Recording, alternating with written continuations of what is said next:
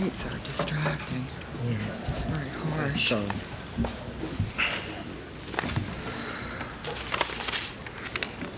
it's a pity there's no light here. Welcome all. We're pleased to have you here on another forum on an issue of both tragic and vital significance in the world today, the situation in Bosnia-Herzegovina and the situation that is or recently was in other parts of the former Yugoslavian Federation, that is, in its former reach. My name is Henry Steiner. I teach at and direct the Human Rights Program at Harvard Law School, and I'm to be the moderator and setter-offer of discussions tonight. The panelists have agreed to limit their remarks, which could usefully go on much, much longer, to 10 minutes each. My own will be shorter, so that we hope to go no longer than about 45 minutes and leave time for questions from you, which you are encouraged to ask after the panelists have completed their remarks.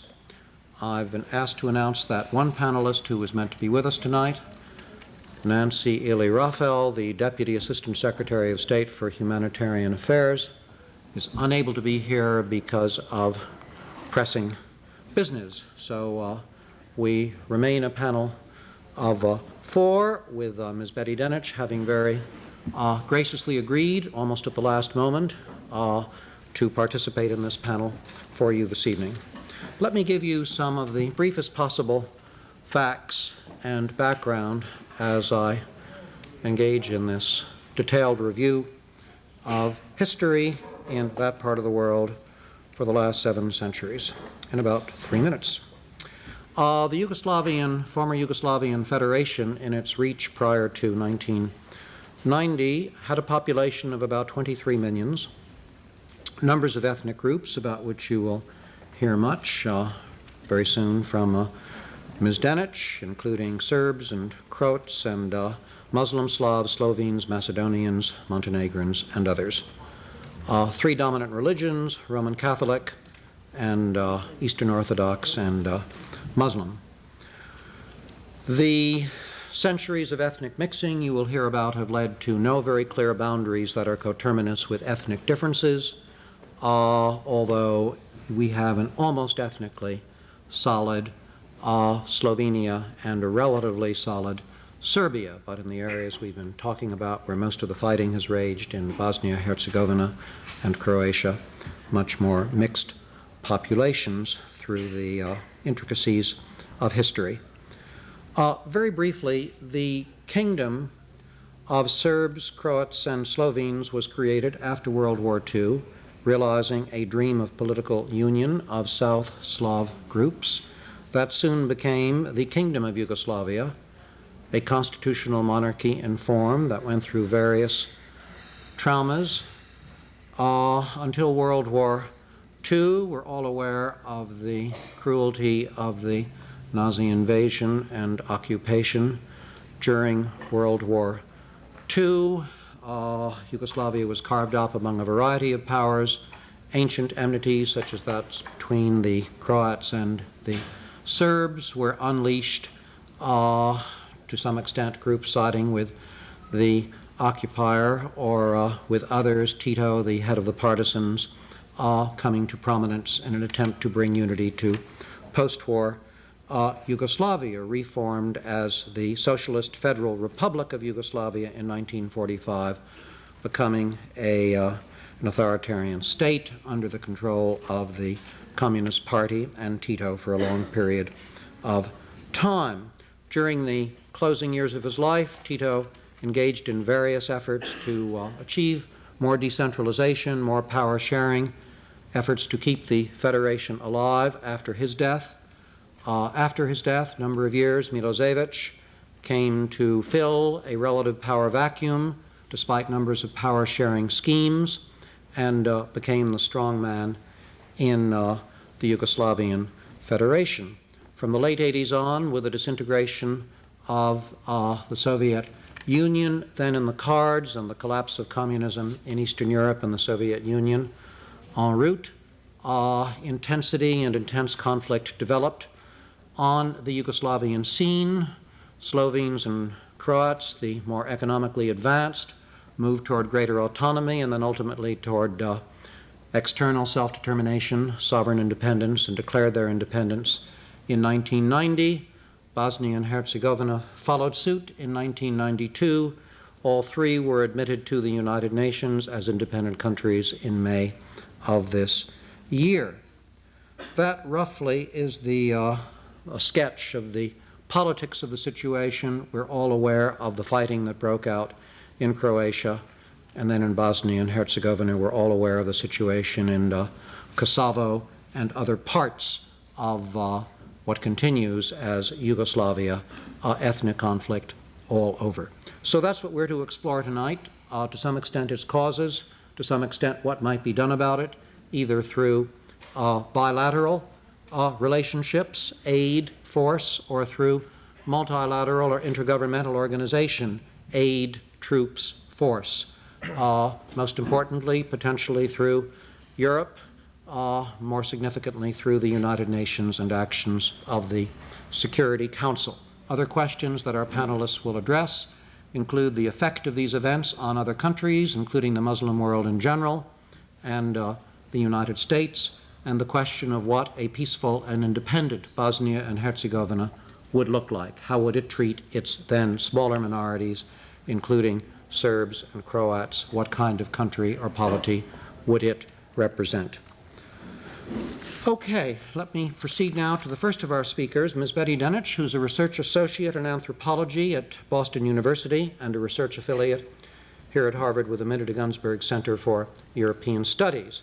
She has done field work in Yugoslavia, 1988 to 1990, observed the disintegration of the Titoist system and the revival of powerful nationalisms. She's now analyzing and writing about the polarization of public opinion along ethnic lines and escalation of ethnic conflicts into civil war. She's published extensively on aspects of cultural transformation involved with rapid political and economic change. Thank you very much for being with us, Ms. Denich. Thank you. I'm going to try here in my very brief amount of time to try to explain some of the dilemmas which have led to this kind of situation and which are within Yugoslavia and the peoples who live in Yugoslavia what we might think of as cultural dilemmas. One of the first things which I would like to present to this audience, although looking around I'm thinking I would be addressing it as an American audience, but looking around I gather that this is actually an international audience.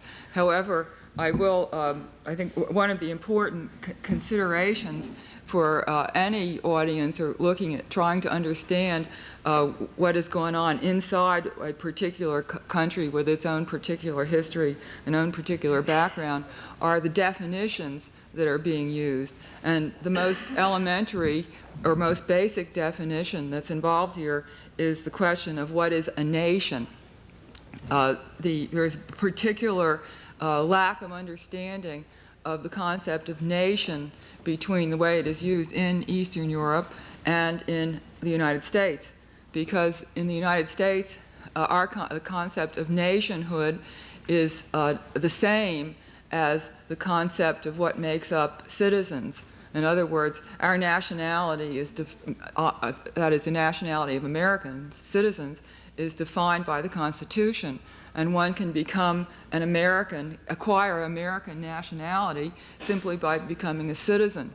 This definition of nationhood, of the nation, is alien, often unknown, and misunderstood within former Yugoslavia, and many people who understand it object to it and reject this concept of the nation. Because for them, citizenship is one thing and the nation is another thing. And the nation is, that concept comes from 19th century, 18th and 19th century European philosophy, in which the word nation in the German was the word folk, and in Serbo-Croatian and some other Slavic languages the same word is people, narod, which simply means people. And so when the word nation is the same as the word people. But how do you become a member of a people? Usually by being born into it. And so that the nation is a cultural community. It's a cultural community of your ancestors into which you yourself are born. And so that this is most closely related to our concept in America of ethnicity. But just as ethnicity in America can be very complicated to decide how these groups are divided up, in Yugoslavia it has also been complicated. And the most distinguishing marker over time has come to be religion. But that's religion among Serbo-Croatian speakers. Most of the people in Yugoslavia have the same native language, basically Serbo-Croatian. But among the people speaking the same language and who at some much earlier time, many centuries ago, really did come from common ancestors, over the centuries have become divided sufficiently so that although they look alike, speak the same language, they are still possible for them to become so strongly identified with, in terms of a nationhood, an ethnic affiliation, that it should lead in a very short time from, say, I left Yugoslavia a little less than 2 years ago, and at that time there was still, although certainly the nationalism was very worrisome, it did not at all look inevitable that this would lead to war, and yet now we are in an advanced state of where this dreadful and devastating war has been waged. And so it has been a very short period of time from going to a time when most people in Yugoslavia still expected that country to continue as one country. I'm talking within a space of 2 years to the point that we have reached today.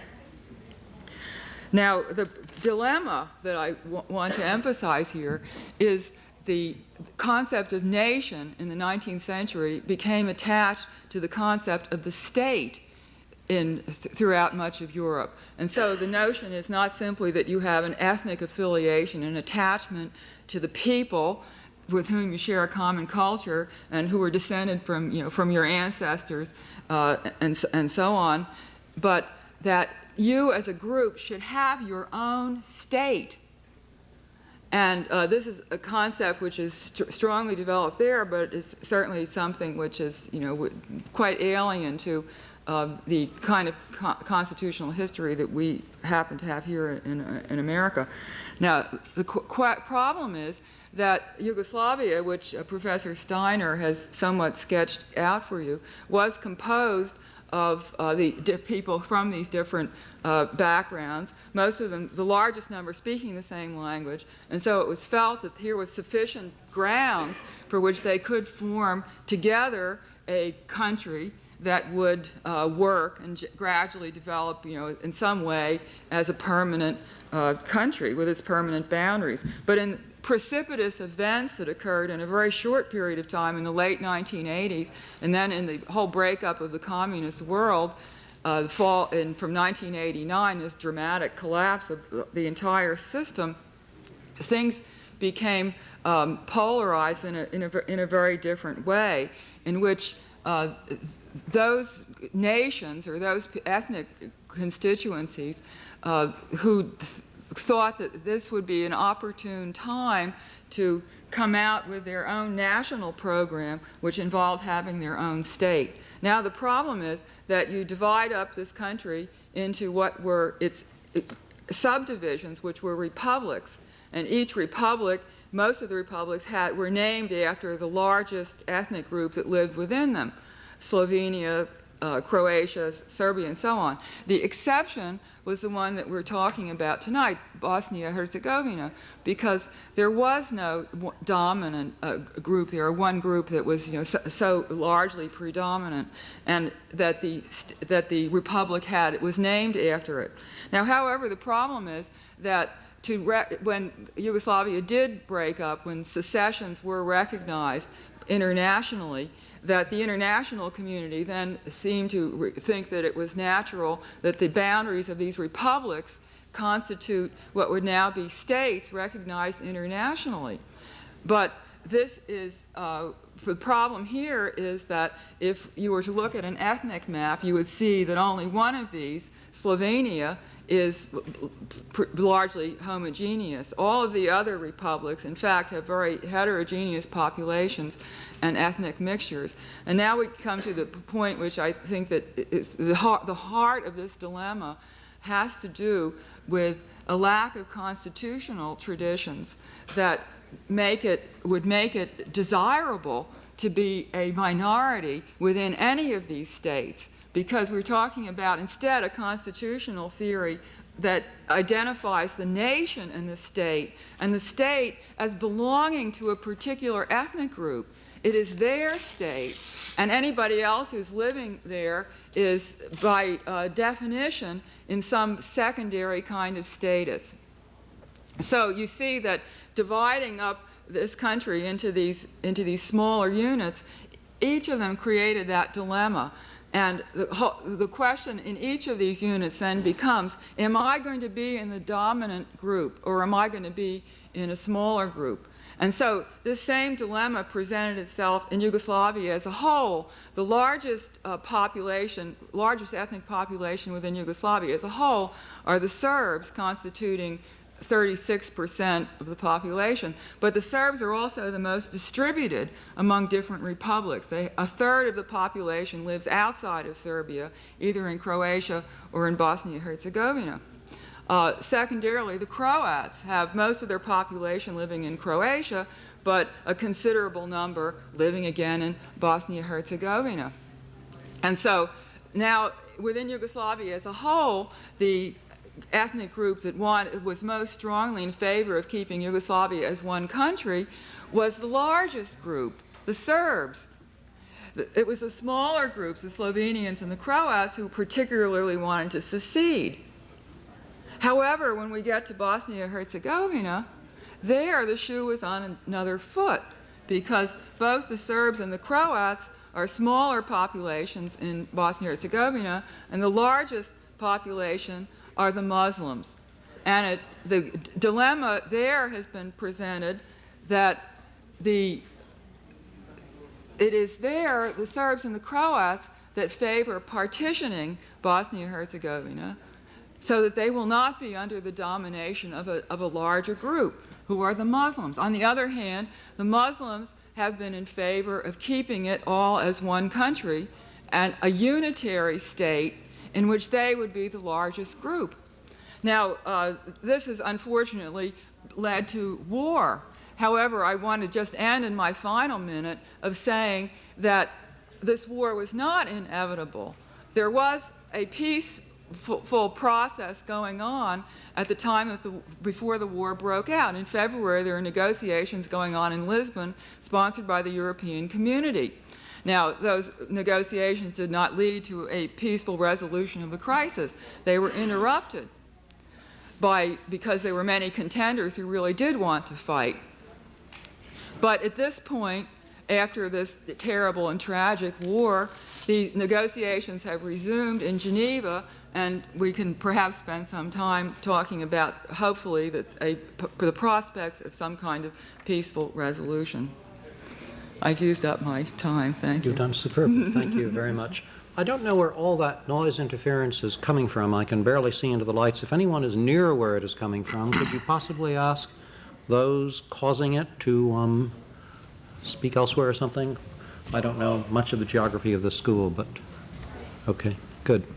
Thank you. It seems to have quieted a bit. Very good. Our next speaker will be Mohammed Shakirbi, who is now the Ambassador to the United Nations for the Republic of Bosnia and Herzegovina. Ambassador Shakirbi was born in Sarajevo, a city whose tragic links and have run right through to its tragic presence, World War I to the present day. He left Sarajevo in 1963 as a political refugee, came eventually to the U.S. and became a U.S. citizen in 1973. He has dual citizenship today. He received a law degree from Tulane University, an MBA from Columbia, pursued a career both in law and politics until appointed in 1992 to be ambassador to the United Nations. Ambassador Shackerby. Thank you very much. It's an honor to be here. It's about 16, 17 years later than I might have expected. Actually, more like 17 or 18 now when I think about it. I was accepted to Harvard as an undergraduate, and I went to Tulane on a football scholarship and have never made the trip back. Usually I make a joke out of that last statement by saying, but if it was Yale or Cornell, I would have gone there when I'm at those schools, but obviously I'm now at Harvard, so that joke is not exactly well-fitting here. Anyway, I can see why it's such a great school, and frankly, even to this day, I wonder if I made the right decision, especially since I'm not in the NFL.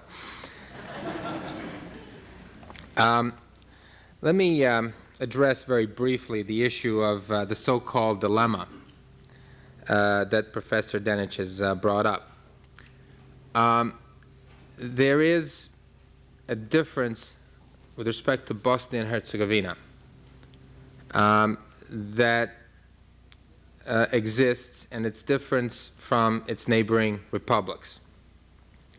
Bosnia and Herzegovina, yes, is a country that is made up of many different nationalities. In fact, there is no one nationality that dominates or is a majority in terms of population.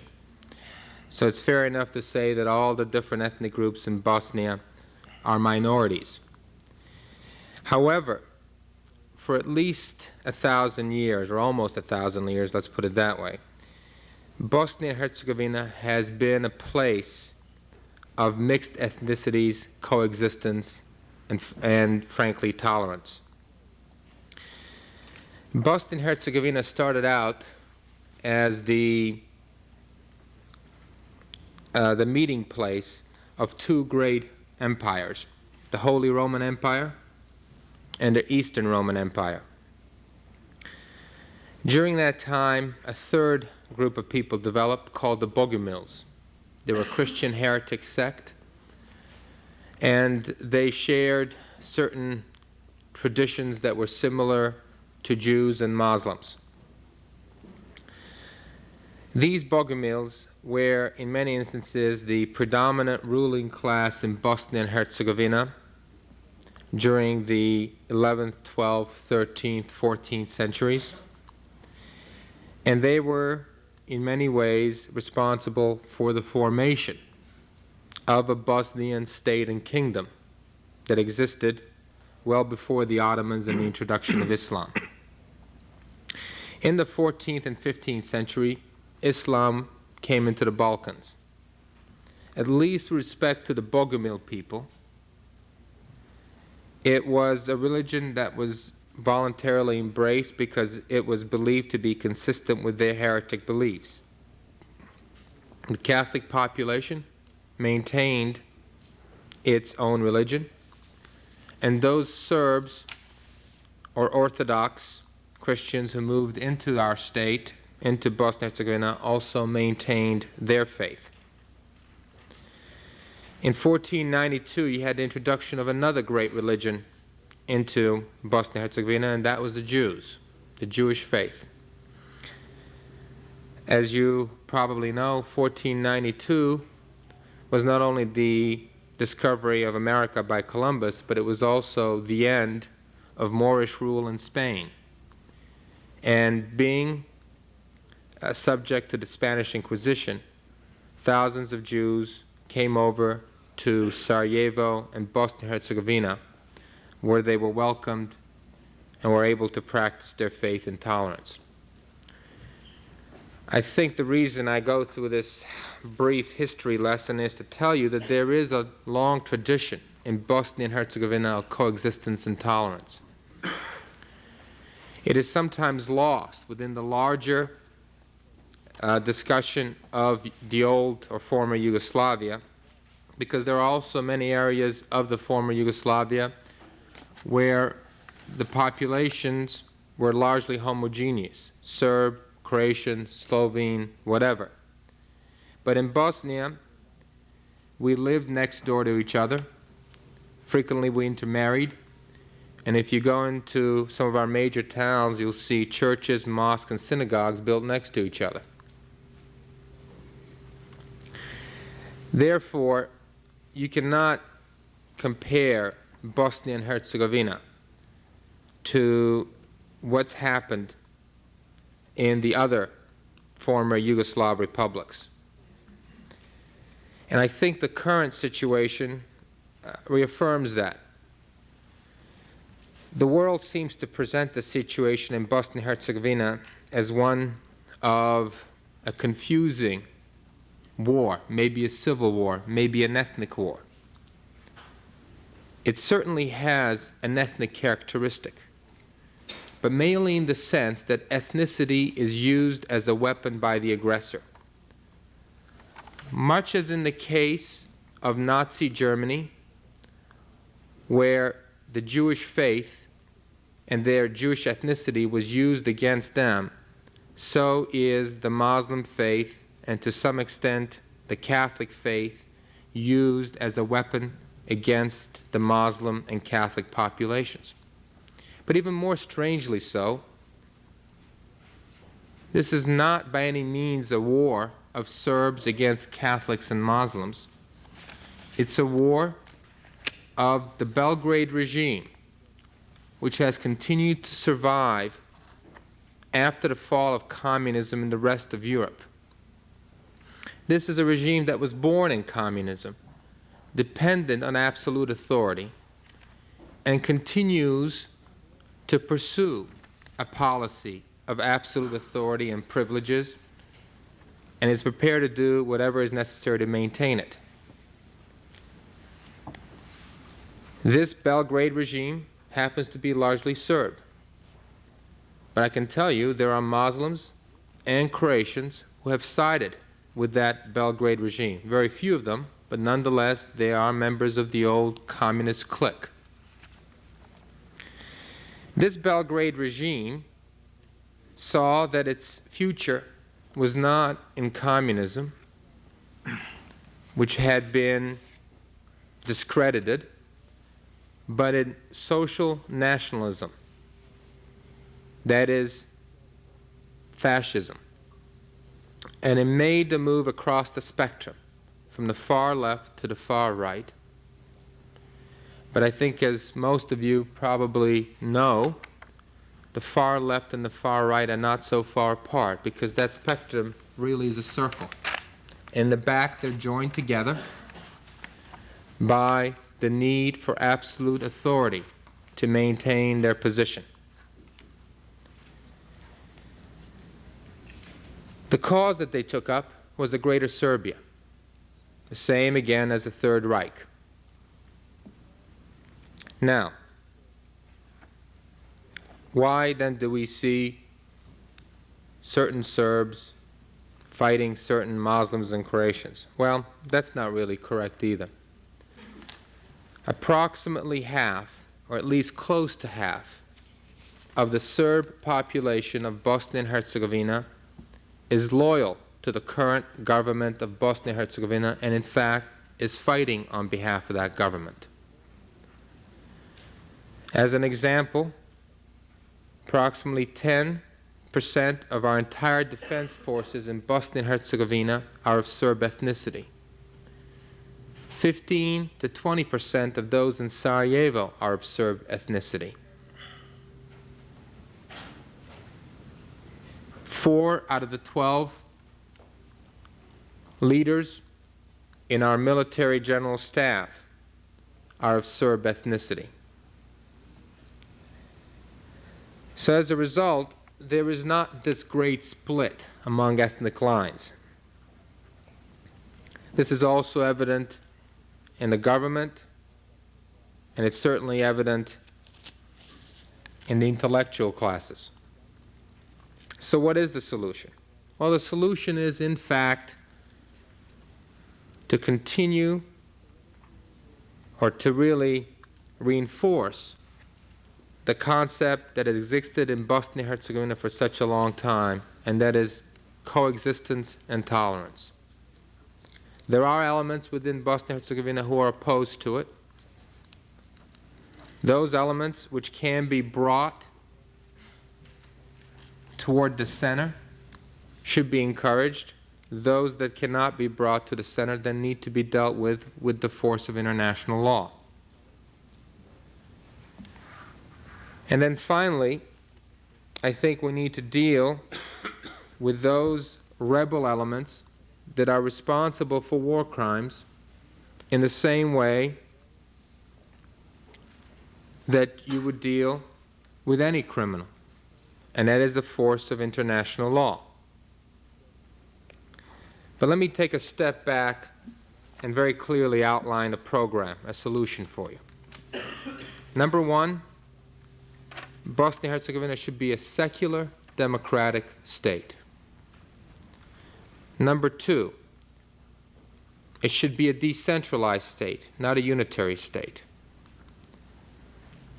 For the last few months, we've proposed, and as I understand it today, there's been some acceptance in Geneva by various Serb and Croatian leaders of a regionalized state. Number three, there should be power sharing. For this purpose, we have proposed a bicameral legislature, one house where members will be elected by proportional vote, the other house where each of the three major groups would have equal numbers of representatives and where effectively each major ethnic group would have veto power.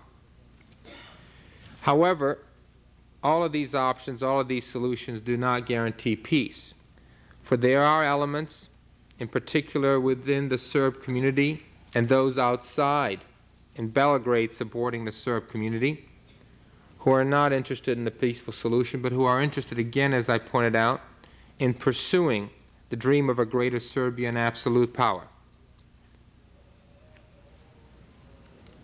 It is not appropriate to expect that these elements will ever settle for any arrangement, any peaceful solution, unless they in fact are faced with the force of international law.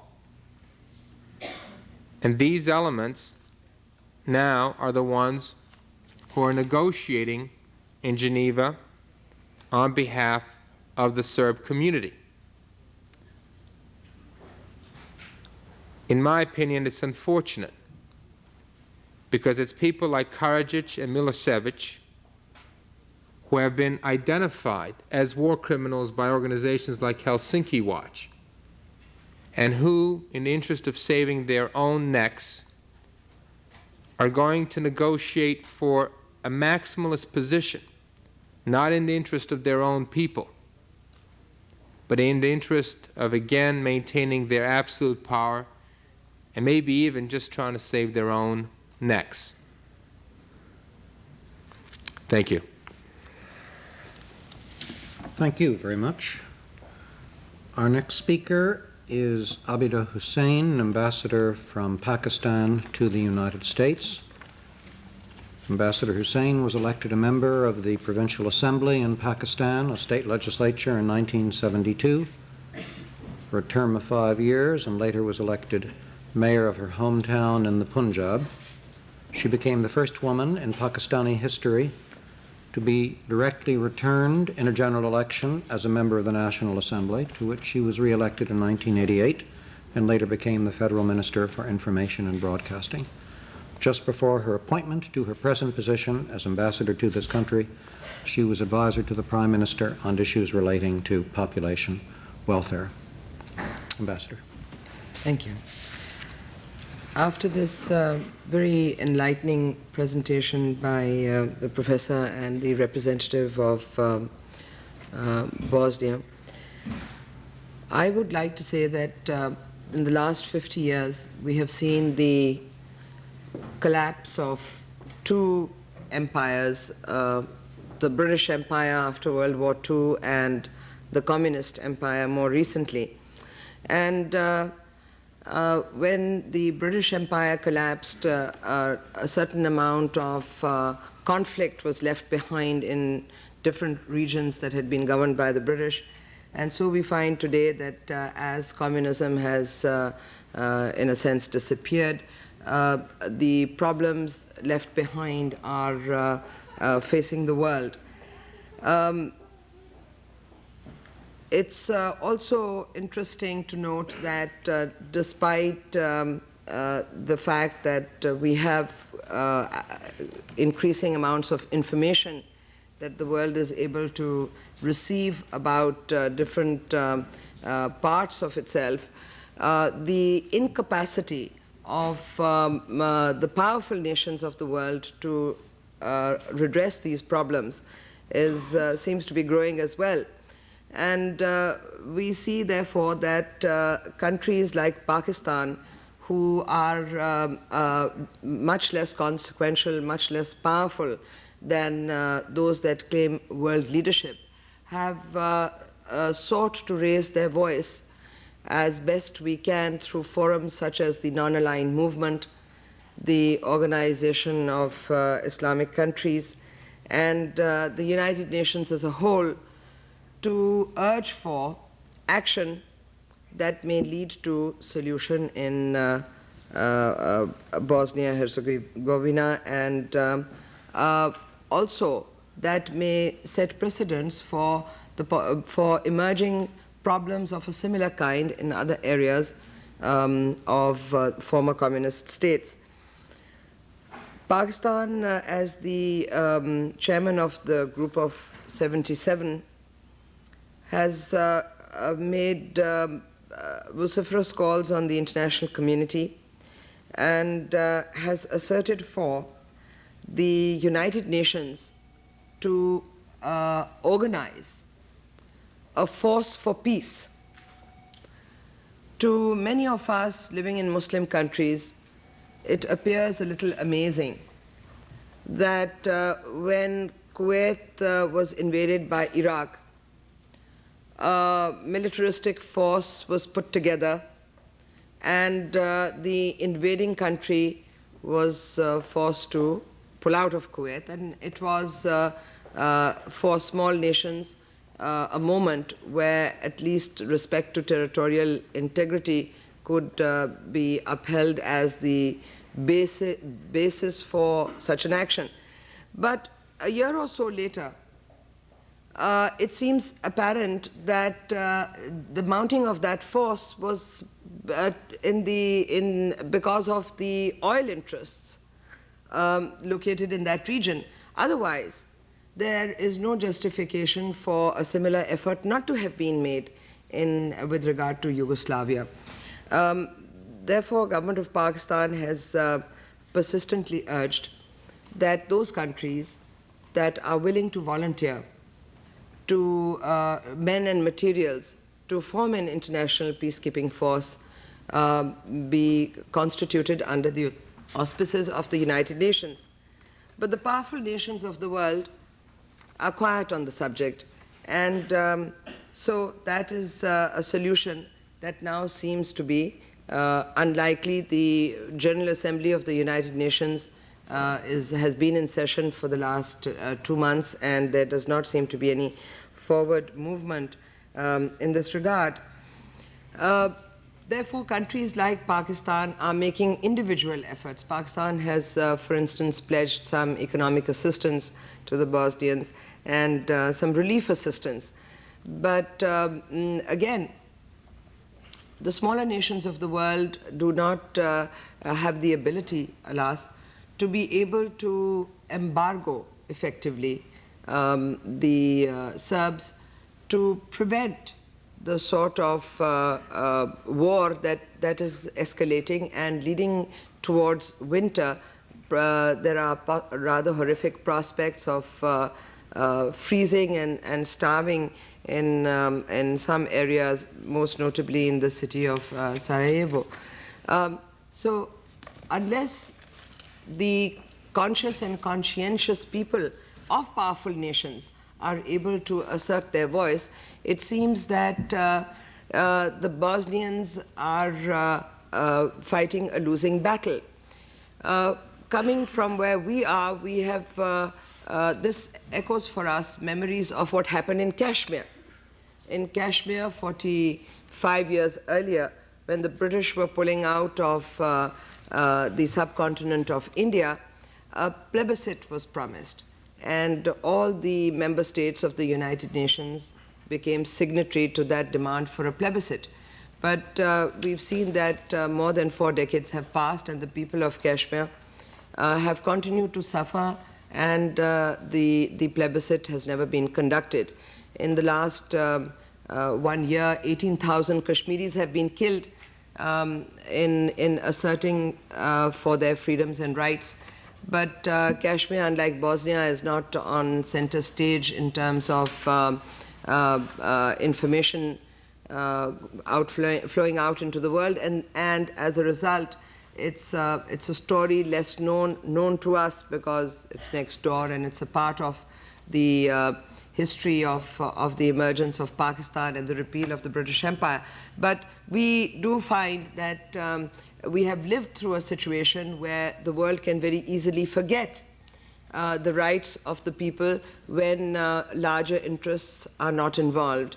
And as far as the detailing of nations, nationalities, and nation-states goes, this is true that those of us who live in those parts of the world which have layers and layers of civilization, in many cases histories that go back several thousand years, have a very fundamental attachment to our own sense of continuity. And these feelings of ours, particularly of the Muslim people, have been in the last 300 years very often violated by colonization, by usurpation of our rights, by exploitation of our resources. And this has led to now a general feeling in the Muslim world that there's a different set of rules that apply or that seem to apply when Muslim people are involved.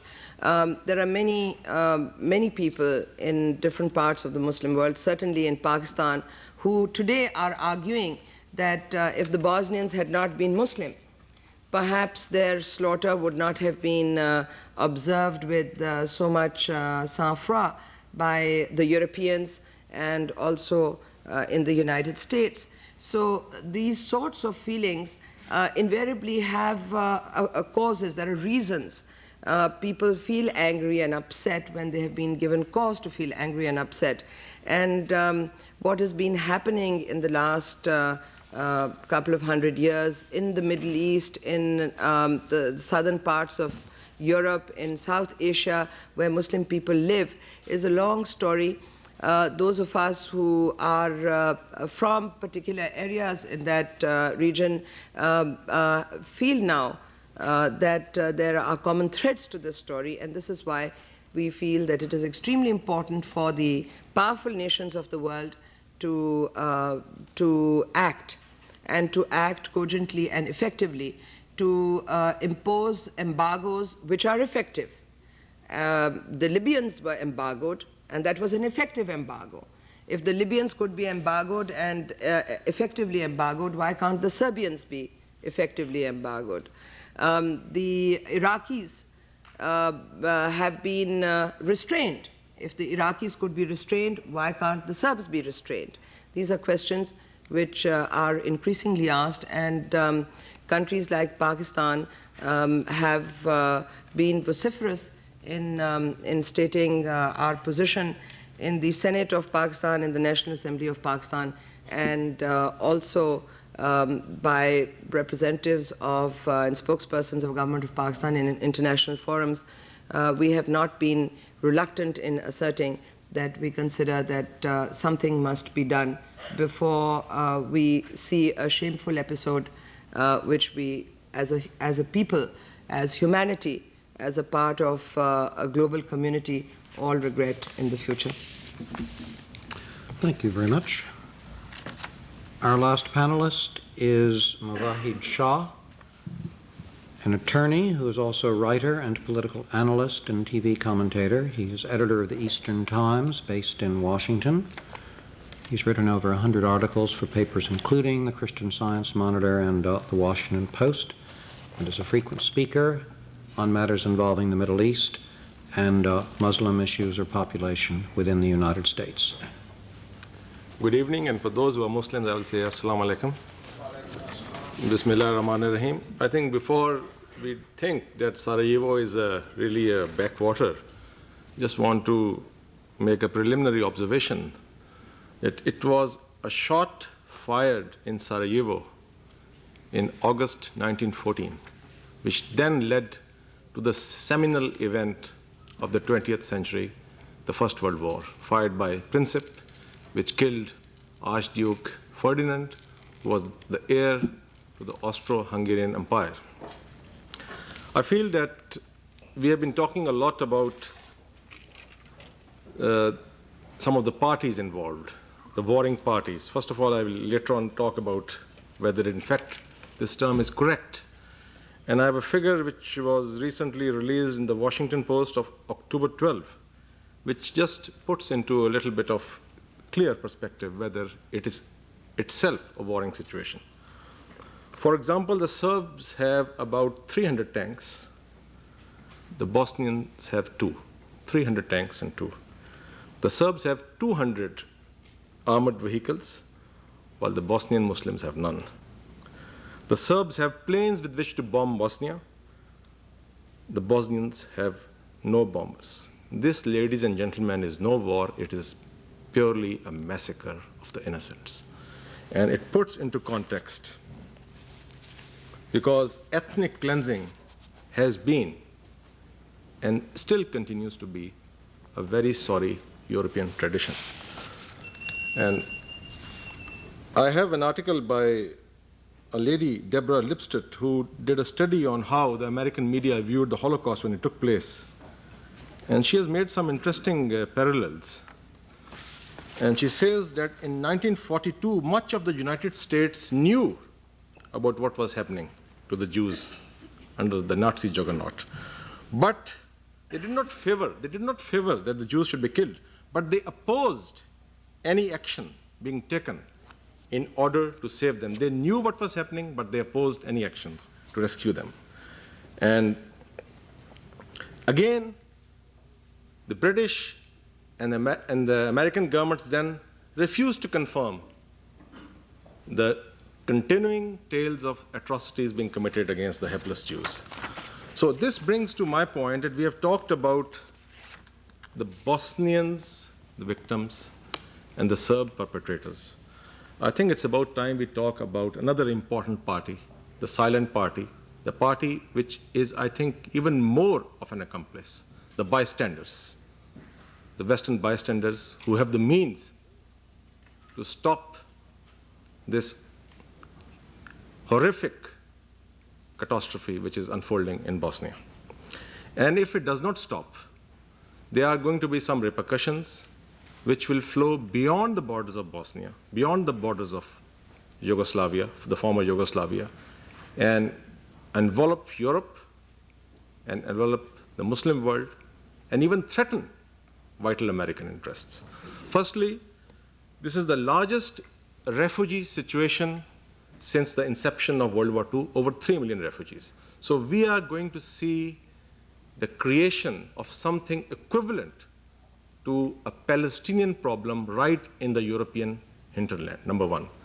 Number two, what is often missed by the US media here is that in Britain, France, and in Germany, there are over 10 million Muslims there. And they have been observing this phenomena very closely, and the specter of Western inaction in face of the slaughter of Muslims.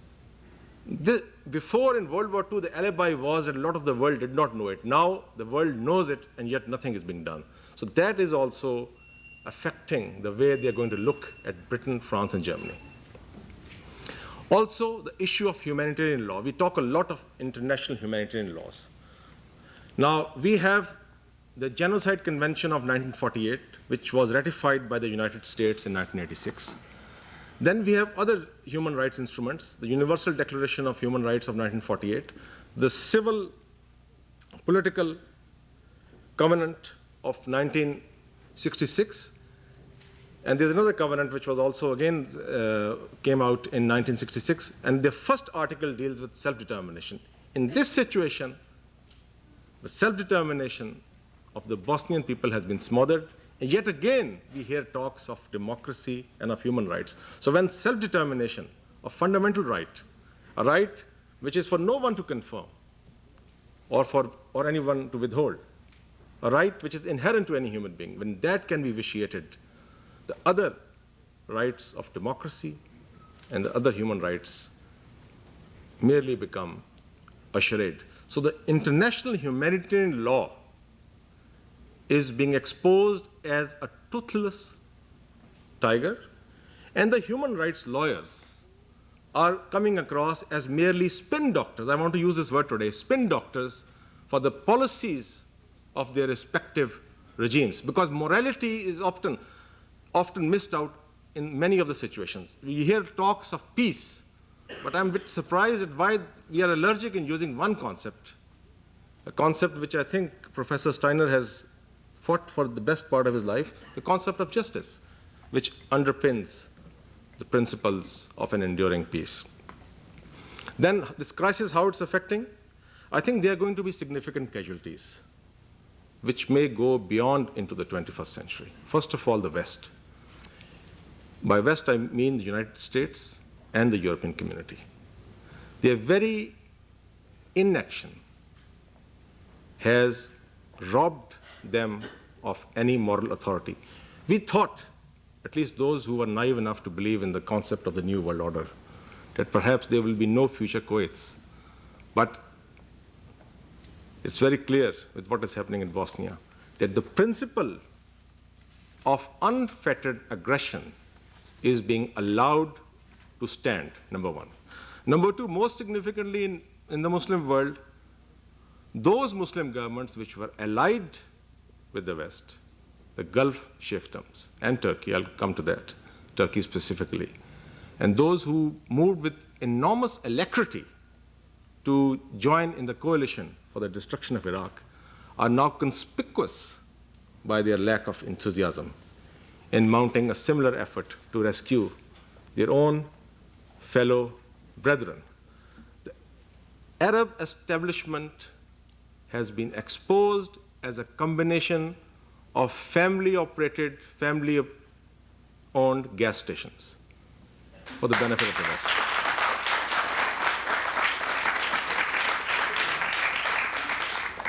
Turkey, which is, despite its Islamic credentials, is never far behind in presenting an honorary white face to get into the European community. Turkey, in 1950, during the Korean War, when the North Koreans invaded South Korea, Turkey was among the first to offer itself as the modern Janissary, as a Praetorian Guard for the United States, in an operation which was fought under the UN blessings. The entire Turkish brigade was decimated. I've been to the memorial in Ankara. 3,000 troops wiped out in a war which had no connection at all with Turkish vital interests. Turkey, again, the Gulf War, was delighted to offer its territory as a springboard for the destruction of Iraq. And a few days ago, I saw a picture in the New York Times how the Turks had proudly displayed pictures of dead Kurds as how their security forces have revealed their military prowess. But Turkey, despite the protestations of 2 million Bosnian citizens, is quiet. And I can predict today that this is the beginning of the end of the Kemalist government, because their credentials have also been thoroughly exposed. Then we come to the United Nations. I know that Boutros Ghali has a lot of friends in the Western media, but I just want to mention that how he's a little bit viewed in the Muslim world, not with much respect, to be very quick, because I have a very short time. 2-minute warning. Boutros Ghali described it as a rich man's war. Now, we saw 2 years ago how a peacekeeping organization, a peace-maintaining organization, became a war-making machinery of the New World Order. Now, the same organization, which was quick to act to destroy Iraq, is deafening in its silence and in its acquiescence to the genocidal destruction of one group of people whose only crime is that they happen to be born Muslims. So the United Nations has also been a tremendous casualty of this entire process. So what should be done? I think I will just like to quote, because I have only 2 minutes left, a letter which was published in the British journal, The Spectator, by Professor William Tribe. I want to give his perspective because Professor William Tribe has been teaching English at Sarajevo University for 26 years. He writes, "It is terrorism on a scale unprecedented in Europe since the Nazis, shame on the Western world for not intervening, and greater shame on those who would equate the two sides, find excuses for the Serbs, and dare to suggest that the solution lies in persuading the victim to parley with his tormentor. I am convinced that what the Wests need to do is something very small, simple, cheap, and easy. A few quick airstrikes, and those cowardly bullies will take to the heels and run like rabbits for the Serbian border. Let them go. The West could do it in 48 hours.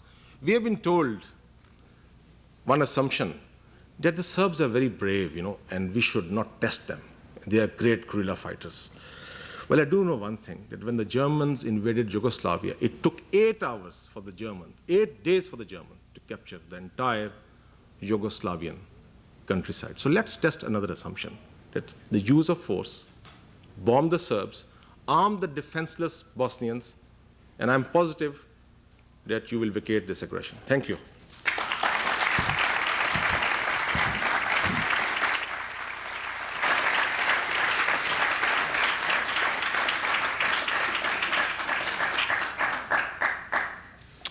Thank you, Mr. Shah. What we'll do now is take questions from the audience. I think the best bet is to line up behind one or the other mic. There's one on each side.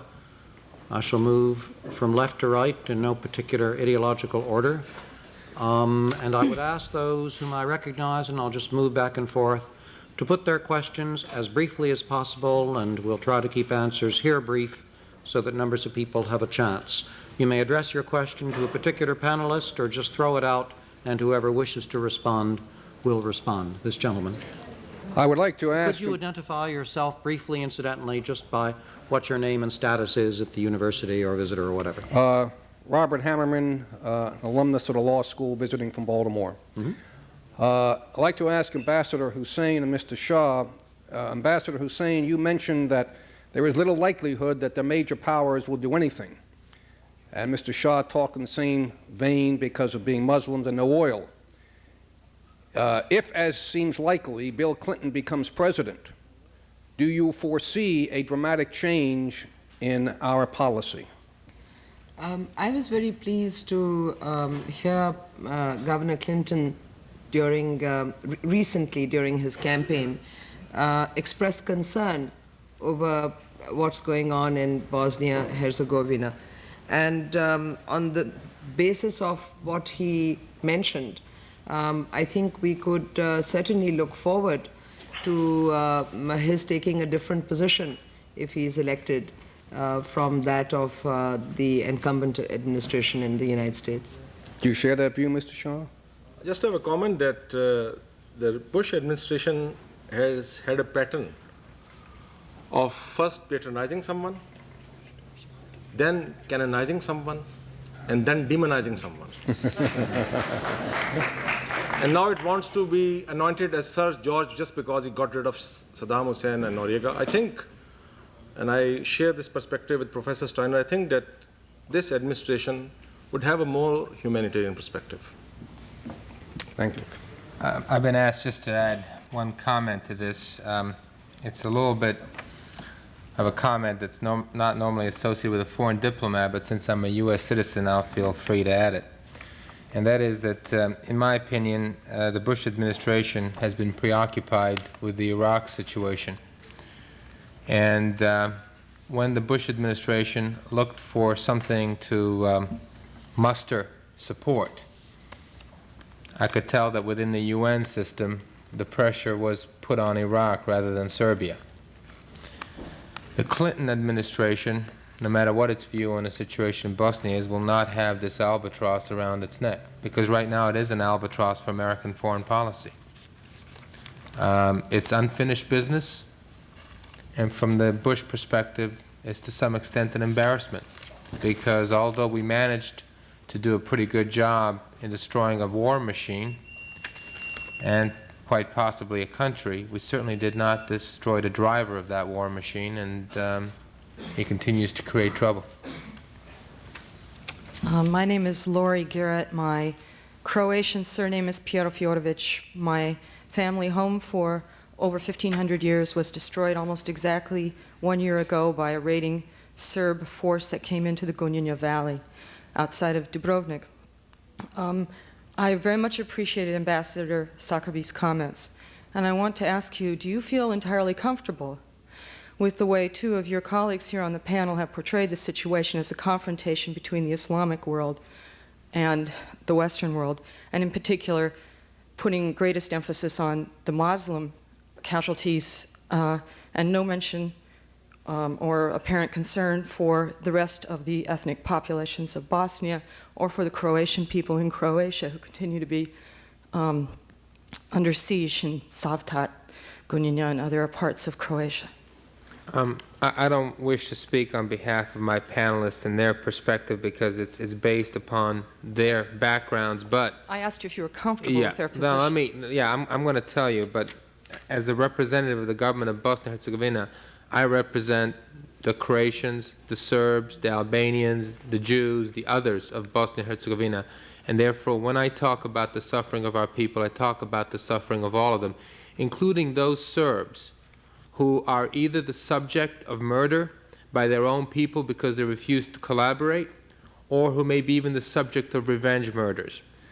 Now, I think the reason that the issue of Muslims being murdered here is being focused on is that there seems to be a particular focus placed upon the Muslim population of Europe, both by the aggressor as well as by the media. But I frankly, since I do not believe that this is an ethnic war, since I believe it's a war of political aggression, I believe that all people who happen to be of non-Serb ethnicity or who happen to oppose the Belgrade regime are subject to the same results, the same treatment, and therefore the same death.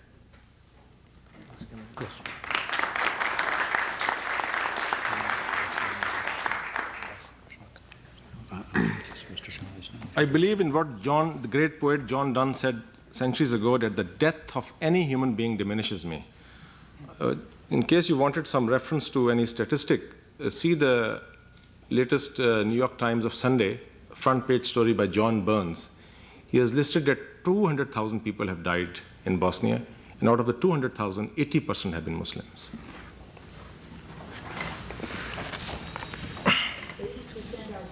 Muslims. If I may just add one other thing that maybe will kind of put this issue to rest. I'm not a one-man show at the United Nations. We have a mission. I would say approximately 50% of the people in my mission are Croatian, ethnic Croatian Catholic. 2 of them are Serb. 1 of them is half Albanian.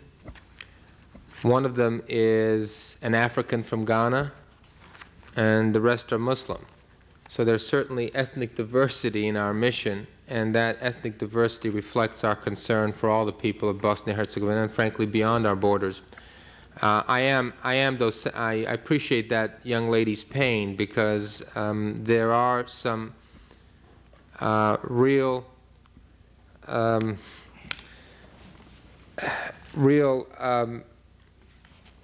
genocidal occurrences that we have seen with respect to the Croatian people, both in Croatia and particularly in Bosnia and Herzegovina. And I think, at least in my presentations, I try to focus on that fact and try to make sure that people realize that this is not just a Muslim population that is dying. Mr. Gentleman. Yeah, Assalamu alaikum. My name is Jamal Ali, and I'm visiting from New York City. And my question is towards Ambassador Hussein and panelist Shah. First and foremost, I'd like to say that I am also from a people that have been very oppressed in this country, United States of America, and during our stay here in this country for the last 325 years, we also suffered a massacre. 100 million souls were lost of our people. In this country, like I said, and even to this very day, we still suffer from political oppression, social degradation, and economic exploitation, just as thoroughly as we were when we was free, supposedly, in 1863. So I do identify with, the feelings that the people, or the Muslim people in Bosnia have, who I consider as my brothers and my sisters. My question is, how long will the Muslim powers, the Muslim countries on this earth, continue to have the Islamic world destiny determined by European powers or European organizations such as the United Nations? And like, I'm from New York, I've been to the United Nations plenty of times, and I've been to a lot of rallies there. Is there any type of plan? Because in my opinion, that the Bosnia massacre is a direct result of the dismantling of Islamic government, which is Caliphate. And I would like to know, is there any type of Islamic protocols for future independence from any type of power except the power that we are told to obey in Quran? Thank you.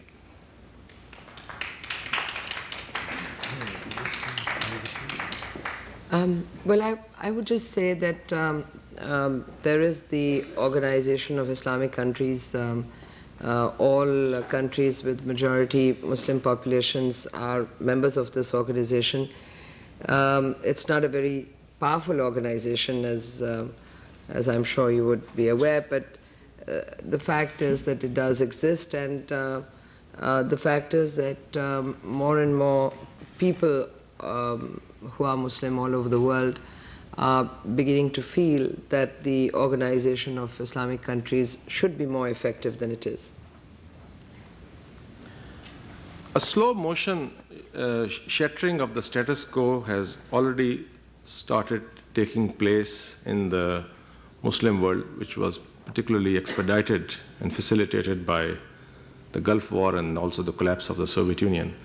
And you're absolutely correct, your point, that, and that's why there's a sufficient segment of opinion which contrasts the actions of the Arab establishment and some of the unrepresentative Muslim regimes when it came to setting up a coalition for Desert Storm and their passivity in face of what is happening. So I feel that this Bosnian issue has further widened the gulf between the rich and the poor, between the rulers and the ruled, and also it has, I think, put a question mark on the future credibility of the Islamic Conference, which incidentally did rubber stamp or did nothing to prevent the decimation of Iraq, which its original intention when it was formed in 1969 was to ensure that Muslim countries live in peace and harmony and are protected from aggression.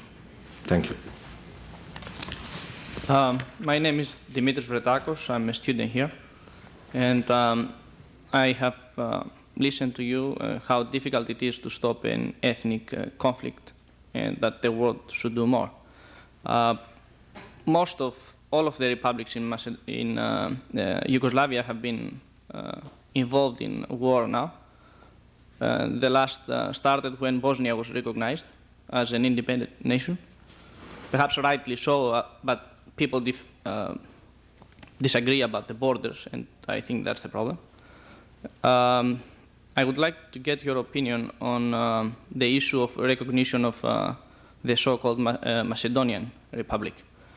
I am from Greece, and this is very important for me because for many years I have been told that Alexander the Great is Greek.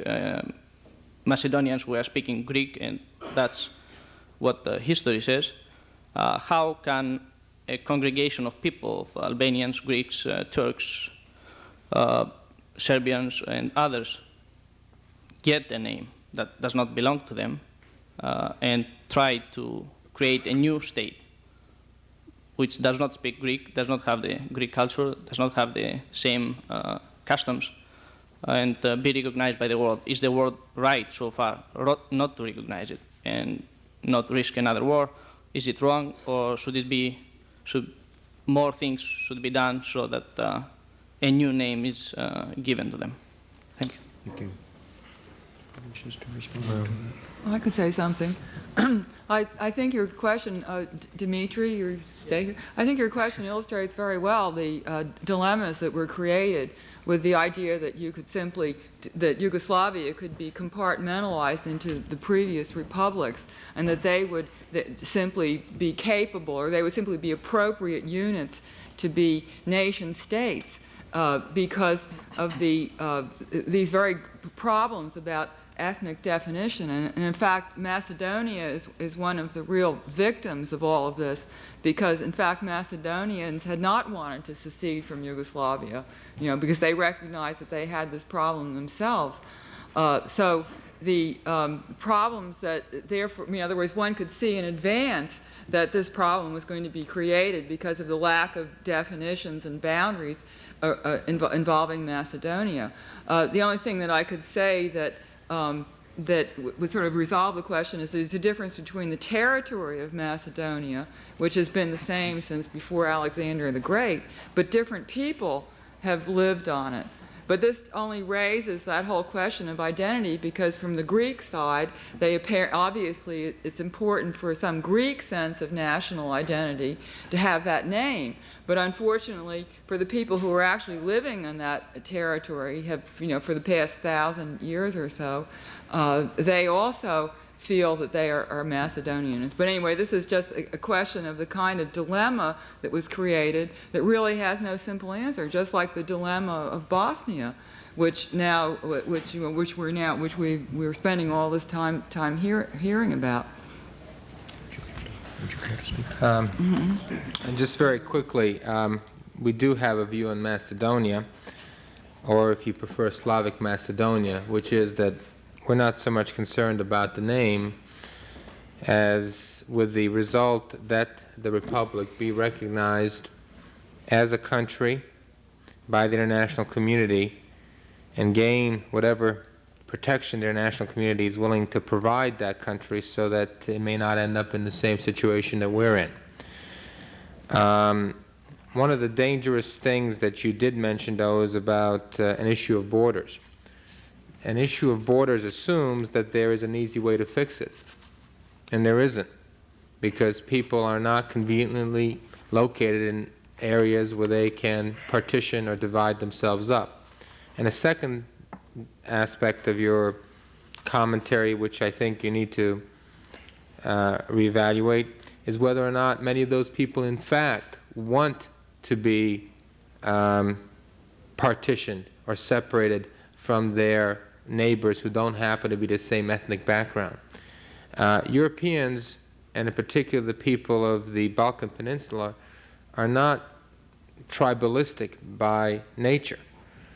So I'm not sure why we're going to now try to define for the people of the Balkans a future that dictates that they be divided into ethnic compartments or ethnic ghettos, while we would not wish that for ourselves. Because I would venture a guess that most of the people in this audience are committed to a concept of coexistence and tolerance, not just because that is a necessity for us in this country, but that's also because it's our preference. There is a value in diversity, and that's what we think in Bosnia and Herzegovina. Just a correction. I did not imply that they should be separated by force or by anything else. What I said is that why impose a name on so many different ethnicities who might not want it at all? No, I before understand. Asking them, do you feel Macedonian? Or who are you to feel this, that you are from Macedonia, or what kind of background do you have? I don't think the people have deliberated that in the Republic of, Yes. so-called Republic of Macedonia, and I don't think that there's enough dialogue for the people. Thank you. Yeah, no, I understand your point. I think my only comment to that is that I'm not so much concerned about the name as I am concerned about a view that people must be somehow compartmentalized by ethnicity. Just want to make one brief comment myself, expanding on the remarks of the ambassador, with which I very deeply agree. The dilemma of self-determination is one which is at the forefront of ethnic conflict throughout Eastern Europe, the former Soviet Union, the former larger Yugoslavian Federation. I myself have the most ambivalent views about it. It's true that it is the cardinal principle in the two major covenants to which Mr. Shah referred, the covenants of 1966. And yet the implications of massive self-determination and autonomy movements is precisely a segregation of all peoples and ethnicities and languages and religions into their own enclaves, and that to me may represent a necessity to avoid something worse, all the way from the abominations of slaughter and torture and genocide to lesser forms of discrimination. But it is not, to my mind, often an ideal. I would say the observance of human rights, respect for other human beings, is primary, and if self-determination is a way to assuring greater respect and acceptance for each other, all of us as fellow human beings, as children of God, as secular humanists, however we imagine ourselves, then it is a good and maybe necessary thing. But if it leads itself to a form of ethnic chauvinism, which in turn turns upon those who are smaller minorities within it, as has happened not infrequently in the history of the world, or turns into its own authoritarianism, then it is hardly a good thing. It is a step backwards. And that, to me, is one of the basic dilemmas of the entire conception of self-determination. If I may just take one more time to highlight the point that you made. There is a May 15th report from the Secretary General, who, frankly, we do not consider the best friend of Bosnia and Herzegovina. But the report illustrates one, I think, very significant point that the professor was trying to highlight. And I'll paraphrase. All international observers agreed that what is happening in Bosnia and Herzegovina is an ethnic purification of the non-Serb population by the Serb population of Bosnia and Herzegovina with the support of the Yugoslav National Army, in conjunction with the talks on the cantonization of Bosnia and Herzegovina held under Lord Carrington. What this means is that while Lord Carrington was pursuing the concept of cantonization, and really that term within Bosnia and Herzegovina means partition, the Serbs were trying to make that solution possible, because it was not possible until, in fact, vast segments of the non-Serb population were wiped away from their ancestral homes. So the solution to this so-called ethnic problem, in fact, became the biggest tragedy, which is ethnic cleansing. Did you want to say something, Mr. Yes, Shaw? just on your comment, that I feel that we are seeing a significant progress in the movement for greater autonomy, in which are then put under the rubric of self-determination to achieve those rights of greater freedom and greater autonomy. So I do, you have a point in that it could, if it's not checked, it could really proliferate, but I feel that it is probably felt that it's the best way to legitimate the struggle for greater freedom and greater autonomy, and in fact also to get greater support from the West, because the issue of self-determination was most prominently raised by former US President Woodrow Wilson. This gentleman? Hello, my name is Joe Daltigian, and I'm from Harvard, Mass. At the beginning of the aggression against Bosnia, the State Department's position seemed to be one of uninvolvement and the fact that it wasn't America's sphere of influence and so forth. And only after it seemed public opinion became very much aware and, in fact, outraged about the ethnic cleansing going on, did it seem to me that the administration began to take any modest amount of interest in what was going on there. First part of my question is, do you think if initially the administration had expressed stronger condemnation of what was going on and perhaps a willingness to act, even if not including military involvement, that would have restrained Serbia from its aggression. And a second part of my question is the identical type of ethnic cleansing that's going on in Bosnia-Herzegovina is going on in Nagorno-Karabakh. And there also the administration has taken a very, very weak position in condemning the ethnic cleansing going on. And do you think that action relating to Nagorno-Karabakh encouraged Serbia in its aggression? I believe that if the administration did take some more resolute steps initially, that we would not have the problem that we have right now for one very simple reason, that those people responsible for ethnic cleansing, by just the definition of the crimes that they have committed, but also by their own history, have a criminal mentality. And you cannot hope to stop a criminal by telling him or her you're going to negotiate with them. You need to face them with the potential, at least, of the force of international law. That really never happened in Bosnia and Herzegovina, or at least that potential never was made evident. In fact, in most instances, it was made clear that it would not be used. The second comment that you're making regarding Nagorno-Karabakh, I think it might be fair to say that the situation in Bosnia and Herzegovina is influencing the situation in Nagorno-Karabakh rather than the other way around, because although that conflict has been going on for quite some time, only in the last 3, 4, 5 months has one seen a proliferation in terms of level of force and that we see right now. Can I say something? I think there are some things here which I would like to comment on, because without additional information, you're getting an unbalanced perspective. First of all, the position of the U.S. government.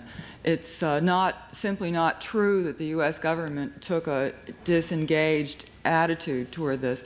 At the time, the U.S. government had, along with the European community, supported keeping Yugoslavia together up until December, because obviously, other ambassadors and diplomats are quite aware and quite knowledgeable about, all the problems that would result from Yugoslavia breaking up.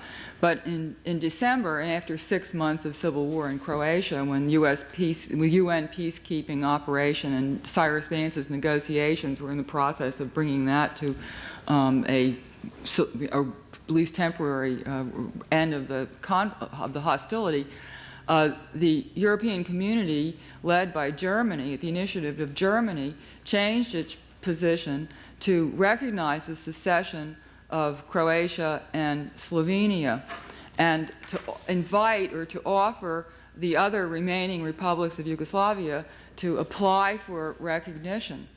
Now, between December and February, the United States, the State Department, also changed its position and in fact became the leading advocate for Bosnia-Herzegovina to gain recognition, international recognition, and also membership in the UN. Now, this is, I think, what this led to was a crisis within Bosnia-Herzegovina, because the prospect of getting recognition, a referendum was held, and that referendum, which I believe was in February, the vote in that referendum was along ethnic lines. In other words, a third of the population, who were the Serbian population, boycotted that referendum. So if we're getting to the question of self-determination, which is something that has now arisen, on grounds of self-determination, a third of the population, approximately, had boycotted the secession of Bosnia-Herzegovina from Yugoslavia, claiming, also on self-determination grounds, you see. In other words, this is something that goes both ways, that their self-determination would be that they not secede from Yugoslavia because they wanted to stay in the same state with other members of their nation, which in this case the Serbian nation, who were primarily in Serbia. So anyway, that's the self-determination issue, which is a little complicated. Also, the question of the engagement of other former Yugoslav republics. That while nothing, I don't disagree with the question of the much of what has been said about the Serbian. The engagement of the leaders of the Republic of Serbia vis-a-vis the conflict in Bosnia. They certainly have been engaged in this. But there's been no mention here that another former Republic of Yugoslavia is also at least equally engaged in Bosnia-Herzegovina, and that's Croatia, which has much of Bosnia-Herzegovina today is under the largest parts of the territory are either under the control of the so-called Serbian Republic of Bosnia, or a third of the territory approximately is under the control of the community of Herceg Bosna, they call themselves, which is a Croatian territory in which there is a Croatian army from Croatia, which is now an independently recognized country, a member of the UN, the United States, and the European community have all recognized Croatia as an independent country, has occupied this territory. So, so I only want to bring this out in terms of our recognizing what these realities are. Now, we finally get to this horrible issue of ethnic cleansing, which is the same word in Serbo-Croatian also means purification. And this has been a revival of what went on in the Second World War in Yugoslavia, which was a massive genocide that was conducted under Nazi auspices, obviously, but the primary victims of this genocide during the Second World War in Bosnia-Herzegovina and Croatia were Serbs. Now, unfortunately, those who have been victims in this one event thought that their solution was to homogenize territory. But the question of massacres and horrible acts of violence by members of one group against another have in fact been perpetrated on all sides, and this is reported in these various unbiased human rights organizations and by the UN in these various reports. So it's simply important to recognize these as part of the facts of the situation that we're dealing with. That's all I wanted to say. If I just may add, though, on that point, I think a couple of points that you made, Professor, need to be put in their proper perspective. Number one, the Serb population did boycott or by threat from their own leadership did not go to the polls during this referendum, but over 2/3 of the population did vote for independence, because the only other option was to remain under a rump Yugoslavia controlled by Milosevic. This was specifically after Slovenia and Croatia abandoned the country, abandoned the confederation or federation. The second point is, yes, there are Croatian elements, and there are Croatian elements that are pursuing a political agenda that may not be consistent with the agenda of the government of Bosnia and Herzegovina, but they're not pursuing Holocaust against the people of Bosnia and Herzegovina. And actually, Croatia, on paper at least, has an alliance with Bosnia and Herzegovina. So whatever Croatian troops are in Bosnia and Herzegovina, at least on paper, they're entitled to be because of this alliance. The third point is, I think it's absolutely inaccurate to say that there's ethnic cleansing going on by all sides. I will freely admit to you, because I investigate these matters, that there are acts of revenge against Serbians, and that there are Serbs who have left their homes due to fear or maybe due to even physical pressure. But there is no policy of ethnic cleansing being conducted by the government of Bosnia-Herzegovina, for the simple reason that our government is made up of all the different ethnic groups, and for the simple reason that this would be in contradiction to that most basic principle of what we're fighting for. On the other hand, the concept of ethnic cleansing, or the term čišćenje, was an official policy that was pursued by Belgrade and its local allies in Bosnia-Herzegovina. It was not an accident. It is not where citizens are innocent casualties. It is actually a policy, a stated policy, much as the final solution was a stated policy. And it is dangerous to try to compare policies to individual acts of revenge. And I might tell you that based upon my conversations with the deputy commander of the Defense Forces of Bosnia, Colonel Divjak, who is a Serb himself and a former member of the Yugoslav National Army, the cases of revenge are relatively few and far between. I would only like to point out here, I'm very pleased, and that's not the right word. Yes, it is an important distinction to say whether it's a policy, and but one of the difficulties in all of this has been the different levels of the different kinds of military forces that are involved. And so that there have been extremist paramilitary militias and whatever on all sides. And so in a sense, so that these have also included Muslim as well as Croatian, who are, as well as Serbian paramilitaries who are far more ideologically extremist than they themselves wear symbols and so on that are more extremist than whatever governments they are presumably representing. Now, the question, therefore, of actions, of atrocities, committing atrocities, as distinct from a policy enacted by a government. I do accept the notion that there's a difference there, but from the viewpoint, yeah. I'm sorry, would you let this lady finish? I'm not sure we'll have time for further questions. Yeah. We must be out of here at 9:45.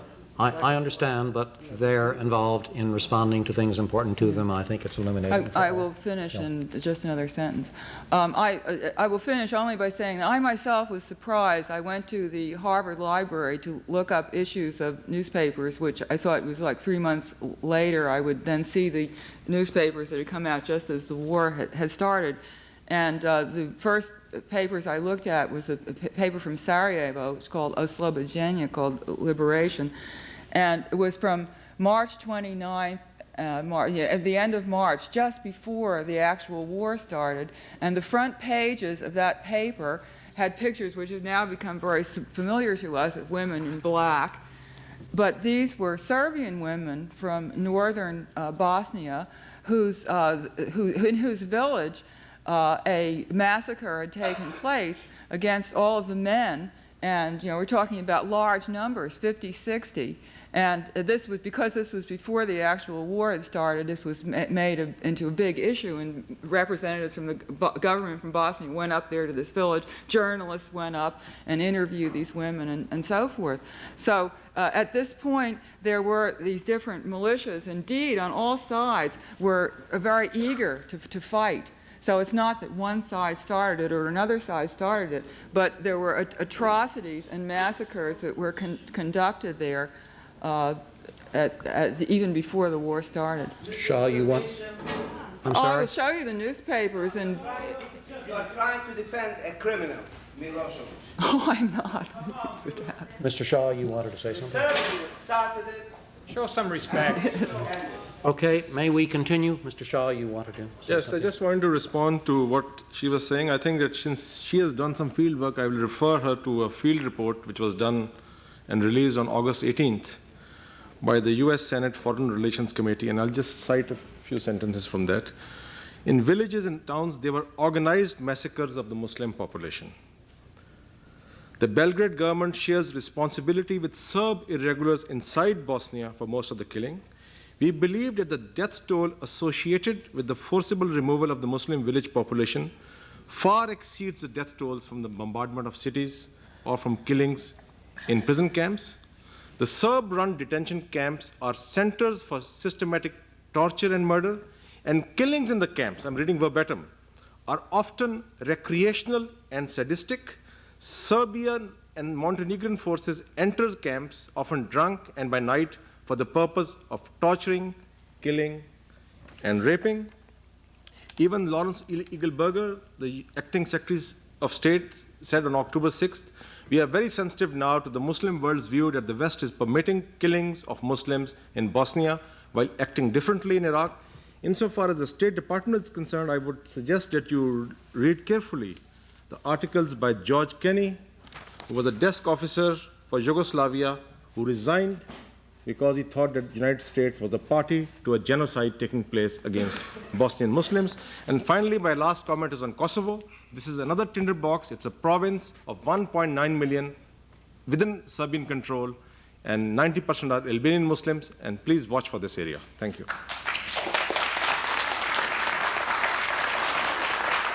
Okay, I would like to make a comment, but I will refrain. I'm afraid that I've been instructed this cannot go past 10:15. It is now 10:15.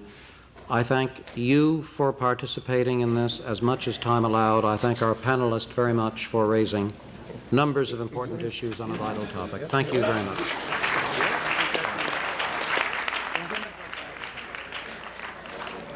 I just wanted to, say that. She just won't finish the goddamn question. I've never heard of to these people who are extremists. Yes. They go from the West, they're manufactured in the West, and the profits are earned by the West. Arms are manufactured in Western countries. The profits are earned by Western people. How do these arms get there? Well, many of them came from the Middle East, as a matter of fact, from Lebanon. There was a tremendous amount of arms smuggling. My point is that whoever uses the arms, Western industrialized nations benefit because they manufacture them. Oh, look, I'm certainly with you on that. Look, I think we should all, No, I'm sorry that we didn't spend more time talking about the way to emerge from this peacefully. I'm against any war, any use of. Congratulations, you are brave. Could I have humanitarian aid? Yes, we'll direct it to the right place.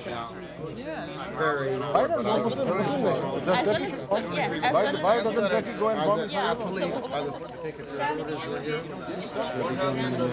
Absorbent towards the suffering. Islamic What has been the role what of has been the role of suffering? Who's going to stop that? Too many people. Thank you very much. Very little of them delivered.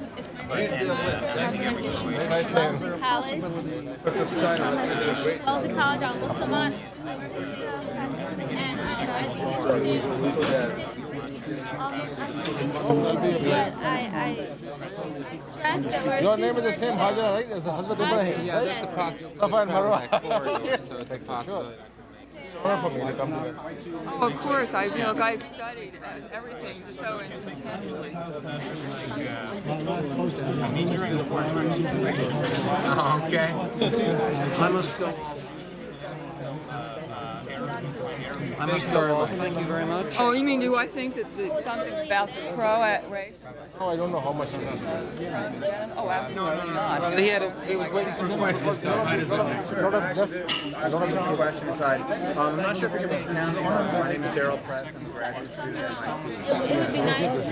Oh, no, I certainly didn't intend it that way. I meant quite the opposite, because the idea that because this terrible thing has happened to you, that this should mean you should do something similar to somebody else. It's certainly not drawing the right conclusion. We actually had a representative from